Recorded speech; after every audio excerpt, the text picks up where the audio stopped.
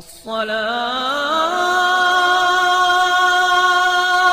خير من النوم۔ السلام علیکم ورحمۃ اللہ وبرکاتہ۔ پیارے دوستو، آج ہم آپ کو بتائیں گے کہ مکہ میں شوہر نے اپنی حاملہ بیوی کے ساتھ ایسا کیا کیا کہ جسے سن کر انسان کی روح تک کانپ اٹھے۔ کیا ایک مسلمان اس حد تک گر سکتا ہے؟ یہ پورا واقعہ کیا ہے، یہ جاننے کے لیے ویڈیو کو آخر تک ضرور دیکھے گا، اور اگر آپ چینل پر نئے آئے ہیں تو ہمارے چینل کو سبسکرائب کر کے بیل نوٹیفیکیشن ضرور آن کر لیجئے تاکہ لیٹسٹ اپلوڈ ہونے والی ہماری ویڈیوز کا نوٹیفیکیشن آپ تک بر وقت پہنچتا رہے۔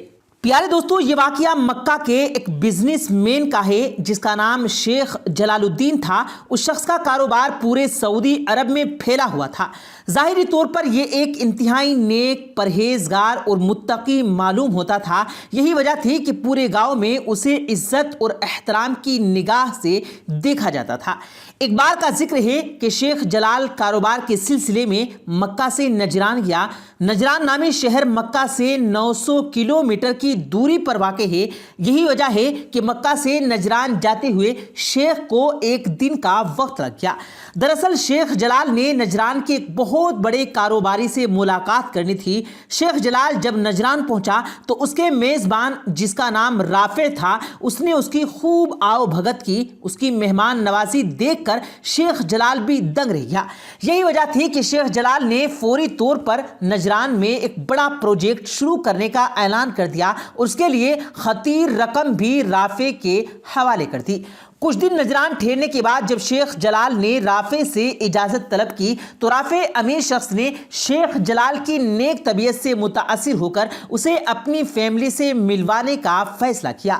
رخصتی کے وقت شیخ جلال نے رافع کی فیملی سے ملاقات کی۔ رافع کی بیوی اور 2 بیٹیاں تھیں۔ بڑی بیٹی جس کی عمر لگ بھگ 30 سال تھی اور چھوٹی بیٹی محض 18 سال کی تھی۔ ان سب سے ملاقات کرنے کے بعد شیخ جلال واپس مکہ کی جانب چل دیا۔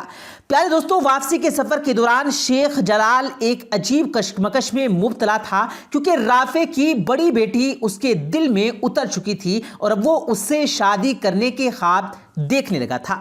مکہ پہنچ کر وہ اپنے کام کاج میں بیزی ہو گیا، مگر رہ کر اسے رافع کی بیٹی کا خیال ستانے لگا۔ کچھ دنوں بعد وہ ایک بار پھر سے نجران گیا اور اس بہانے سے شیخ جلال نے رافع کی بڑی بیٹی سے ملاقات بھی کی اور اس نے اپنے دل کی خواہش سے آگاہ کر دیا، مگر اس لڑکی نے شیخ جلال کو بتایا کہ میرے والد اس شادی کے لیے کسی صورت رضامند نہیں ہوں گے کیونکہ میرا رشتہ خالہ زاد کے ساتھ پہلے ہی طے ہو چکا ہے۔ شیخ جلال نے لڑکی کو شیشے میں اتارتے ہوئے کہا کہ اگر تم مجھ سے شادی کر لو تو میں تمہیں رانی بنا کر رکھوں گا کیونکہ میرے پاس دولت کی کوئی کمی نہیں ہے، جس پر وہ لڑکی گھر والوں کی رضامندی کے بغیر ہی شیخ جلال سے شادی کرنے پر آمادہ ہو گئی۔ چند دنوں بعد پلاننگ کے تحت شیخ جلال نے اس لڑکی کو مکہ بلوایا اور انتہائی خفیہ طریقے سے اس لڑکی سے شادی بھی کر لی۔ چونکہ شیخ جلال پہلے بھی شادی شدہ اور 3 بچوں کا باپ تھا، اسی لیے اس نے اپنی دوسری بیوی سے کہا کہ وہ چند دن کے لیے چھپ کر رہے تاکہ حالات معمول پر آ سکے، جس کے بعد وہ دونوں اپنے اپنے گھر والوں کو حقیقت سے آگاہ کر دیں گے، جس سے کہ معاملہ نمٹا جائے گا۔ ناظرین، یہ سن کر وہ لڑکی مان گئی اور اس نے شیخ جلال کے بتائے ہوئے ایک خفیہ تہخانے میں رہائش اختیار کر لی۔ اس تہخانے میں زندگی کی ہر سہولت میسر تھی، کھانے پینے سے لے کر عیش و آرام کی ہر آسائش موجود تھی۔ یہی وجہ تھی کہ وہ لڑکی مطمئن تھی کہ چند دنوں بعد وہ کھلی فضا میں سانس لے سکے گی۔ شیخ جلال دن کے پہر اس لڑکی سے ملاقات کرنے کے لیے آتا اور دونوں میاں بیوی خلوت میں وقت گزارتے۔ ایسا کرتے کرتے 1 مہینے کا وقت بیت گیا، مگر شیخ جلال نے لڑکی کی رہائی کے حوالے سے کوئی بات نہیں کی۔ تاہم لڑکی نے صبر کا مظاہرہ کرتے ہوئے مزید کچھ دن کا انتظار کیا اور اس دوران اس نے جلال کو یہ خوشخبری بھی سنائی کہ وہ حاملہ ہو چکی ہے، یعنی کہ وہ پریگننٹ ہو چکی ہے۔ اس خبر کے بعد سے جلال کا رویہ بدل گیا۔ وہ ہمیشہ اکھڑے اکھڑے لہجے میں اس سے بات کرنے لگا اور وقت بے وقت اسے ڈانٹ دیتا۔ دیکھ کر وہ لڑکی کافی پریشان رہنے لگی اور اسے شک ہونے لگا کہ جلال نے دھوکے کے ساتھ نہ صرف شادی کی بلکہ وہ اب ساری زندگی اسے تہخانے میں ہی بند کر کے رکھے گا۔ اس کا یہ شک اس وقت یقین میں بدل گیا جب شیخ جلال نے اس پر ہاتھ اٹھایا۔ وہ اپنی حاملہ بیوی پر آئے روز تشدد کرنے لگا۔ شیخ جلال اسے یہ بھی دھمکی دیتا کہ اگر اس نے تہخانے سے بھاگنے کی کوشش کی تو وہ اس کی جان لے لے گا۔ ناظرین گرامی، شاید آپ یقین کریں یا نہ کریں مگر یہ لڑکی پورے 8 سال تک اس تہخانے میں قید رہی اور اس دوران اس نے شیخ جلال کے 4 بچوں کو جنم بھی دے دیا۔ حاملہ ہونے کی صورت میں شیخ جلال اس کا بالکل خیال نہیں رکھتا تھا اور نہ ہی کسی ڈاکٹر سے چیک اپ کروانے کے لیے لے جایا کرتا تھا۔ بالآخر 8 سال ظلم و ستم سہنے کے بعد ایک دن پولیس نے کسی شیخ کی مخبری پر چھاپا مارا اور اس لڑکی کو بازیاب کروا لیا گیا، جس کے بعد یہ ساری کہانی کھل کر سامنے آئی۔ یہ کہانی جس نے بھی سنی اس کی روح تک کانپ اٹھی۔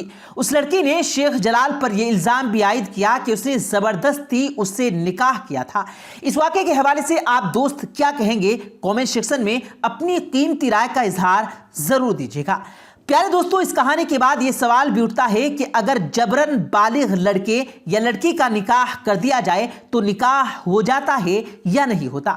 علماء حضرات اس کا جواب کچھ یوں دیتے ہیں کہ بلوغت کے حصول کے بعد لڑکے اور لڑکی پر ولی کی ولایت انتہا پذیر ہو جاتی ہے، اس لیے ولی کو جبر کے ذریعے بالغ لڑکے یا لڑکی کو کسی خاص رشتے پر مجبور کرنا درست نہیں ہے۔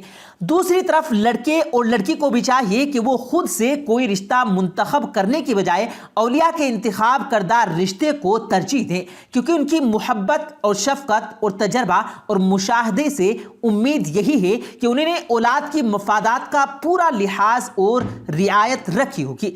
اس کے باوجود اگر لڑکا یا لڑکی کسی رشتے پر دل سے رضامند نہ ہو مگر والدین کی ناراض دھمکی یا ظلم سے مجبور ہو کر اس نے نکاح کے وقت ہاں کہہ دیا تو نکاح منعقد ہو جائے گا، کیونکہ نکاح کا نقاد کا تعلق نکاح کے وقتی رضامندی کے اظہار سے ہے۔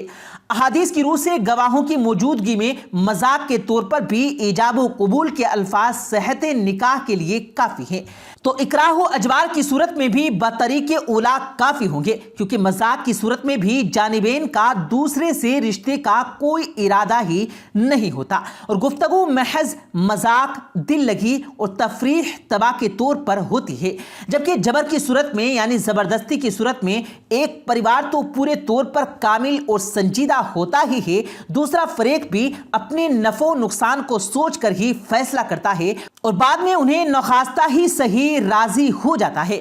بہرحال جبر و اکراہ کے طور پر کیا گیا نکاح مجبور کے قبول کر لینے کے بعد منعقد ہو جائے گا، اور اگر کسی لڑکے یا لڑکی کا نکاح زبردستی کیا گیا اور اس نے قولاً اور عملاً قبول نہیں کیا بلکہ اسے رد کر دیا تو یہ نکاح منعقد نہیں ہوگا۔